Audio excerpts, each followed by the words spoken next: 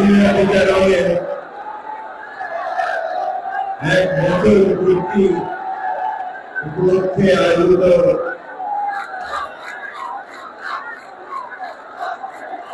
এই সমাবেশে সংগ্রামী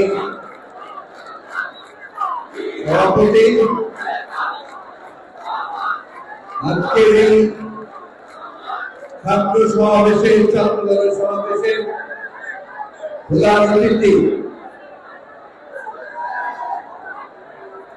আমাদের এই ছাত্র গণঅভ্যুত্থানের 15 বছর ধরে যিনি আমাদের সঙ্গে থেকে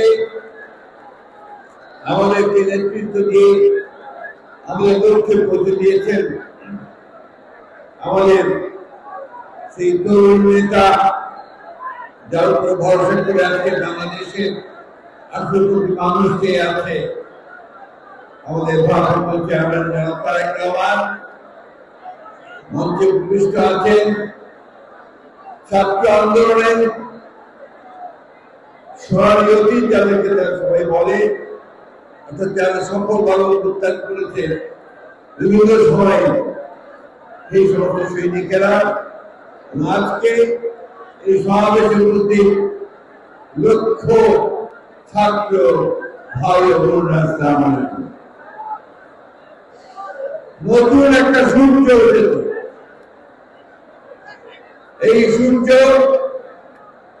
আলোকিত করবে আমাদের সকলকে এই সূর্য একটা নতুন দিগন্তের সূচনা করেছে নতুন স্বপ্ন দেখাতে শুরু করেছে প্রিয় ছাত্র ভাই বোনেরা আমাদের সামনে একটা নতুন সুযোগ উপস্থিত হয়েছে আমাদের এই বাংলাদেশকে আবার নতুন করে তৈরি করা আমাদের ছাত্র ভাইরা তারা অনেক রক্ত দিয়েছে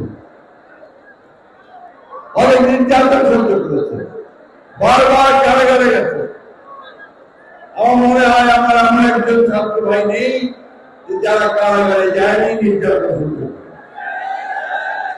আজকে যে টেকনাফ থেকে তেঁতুলিয়া পর্যন্ত সমস্ত এলাকার ছাত্র ভাইরা এখানে সমর্থন এটা একটা অত্যন্ত আনন্দের দিন আমরা একই সঙ্গে আমাদের কষ্টের দিন আমরা 1 বছর আগে এই দিনটিতে এই সময়টাতে আমরা আমাদের ভাইদেরকে হারিয়েছিলাম আমি গত পরশু এটা আগের দিন মনে নেই অস্ট্রেলিয়াতে গিয়েছিলাম সেখানে আমাদের এই ছাত্র ভাইদেরকে পুড়িয়ে গুলি করে মেরে ফেলার পরে পুড়িয়ে মেরে ফেলা হয় একটা ছেলে গুলি করে তার মাথার খুলি উড়িয়ে দিয়েছে সে মাথার খুলিতে মারা যায়নি পরে সার্জারি করে তার মাথার ভিতরে প্লাস্টিক দিয়ে লাগিয়ে এরকম অসংখ্য ঘটনা আমাদের রংপুরের সাইড চট্টগ্রামের ওয়াসিম থেকে শুরু করে শত শত হাজার ছাত্ররা প্রাণ দিয়েছে একদিন নয় 2 দিন নয় দীর্ঘদিন ধরে শুধু 34 দিন নয় তার আগে 15 বছর ধরে আমাদের ছাত্র জনতা শ্রমিকেরা তারা প্রাণ দিয়েছে এই যে প্রাণ দেওয়া এই যে বিসর্জন দেওয়া আত্মত্যাগ করা লক্ষ্য একটাই সেটা হচ্ছে আমরা একটা সুন্দর আবার ভূমিকা আমাদের ছাত্র কি চায় তারা পাস করে চাকরি পাবে তারা পাস করে নিজেদের নিজে প্রতিষ্ঠিত করবে বাবা মায়ের কষ্ট দূর লাঘব করবে এই জিনিসটাই চায় তারা বাংলাদেশের নতুন কলকারখানা দেখতে চায় তারা বাংলাদেশের নতুন কর্মসংস্থান সৃষ্টি করা দেখতে চায় তারা এখানে ন্যায় বিচার দেখতে চায় এবং একই সঙ্গে তারা দেখতে চায় যেখানে ভালো মানুষেরা দেশ শাসন করুক একটা সুশাসন বন্ধুরা তোমাদেরকে বন্ধু বলছি এই জন্যে আজকে আমাদের বয়স অনেক হয়েছে, তারপরে তোমাদেরকে বন্দী হলো এই জন্য তোমাদের সঙ্গেই আমরা সবসময় কাজ করেছি, কাজ করবো, তোমাদেরকে বন্ধু বলতে আমরা বড় বন্ধু। আজকে বাংলাদেশে একটা 1 বছর থেকে আমি ফিল করলাম যে একটা নতুন সম্ভাবনা সৃষ্টি হয়েছে। অনেক সমস্যা আছে আমাদের, আমরা জানেন খুব ভালো করে, সবাই জানেন আপনারা যে আমরা বাংলাদেশের সমস্যাগুলোকে চিহ্নিত করে আমাদের নেত্রী দেশনেত্রী বেগম খালেদা জিয়া 2016 সালে ভিশন ফর বাংলাদেশ 2030 দিয়েছিলেন। অর্থাৎ সেখানে তিনি বলেছেন যে রাষ্ট্র কাঠামো ঠিক একইভাবে আমরা আন্দোলন করছি হাসিনার বিরুদ্ধে, সরকারের বিরুদ্ধে। তখন আমরা মনে করেছি এবং আমাদের নেতা তারেক রহমান মনে করেছেন যে এইভাবে বাংলাদেশ চলতে পারে না। এই জন্য কি করেছেন, সমস্ত রাজনৈতিক দলগুলোর সাথে কথা বলেছেন, কথা বলে 31 দফা কর্মসূচি দিয়েছেন। সেই কর্মসূচির মধ্যে বাংলাদেশকে নতুন করে সাজানো স্বপ্ন চিন্তা করে।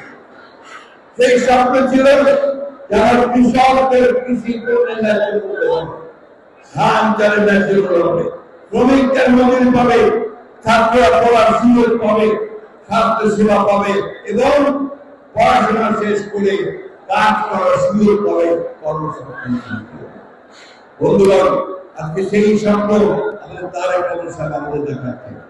তিনি ফ্যামিলি কার্ডের কথা বলেছেন, ওনার অনেকগুলো নতুন চিন্তা ভাবনা সামনে নিয়েছেন। তিনি হয়তো কিছুটা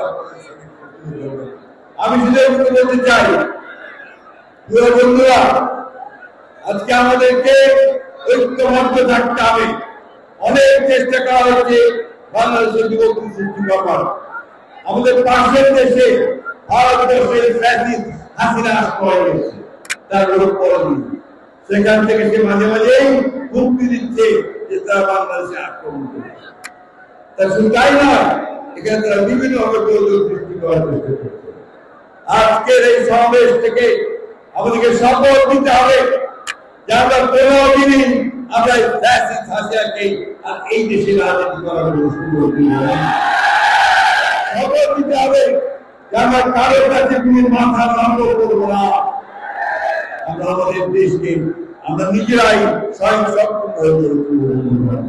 এটা নেতৃত্ব দিচ্ছেন আমাদের তারেক রহমান সাহেব। সেই পথই তিনি দেখাচ্ছেন, যে জন্য তিনি কি করে দিয়েছেন যে সবার আগে কি করে দিয়েছেন তিনি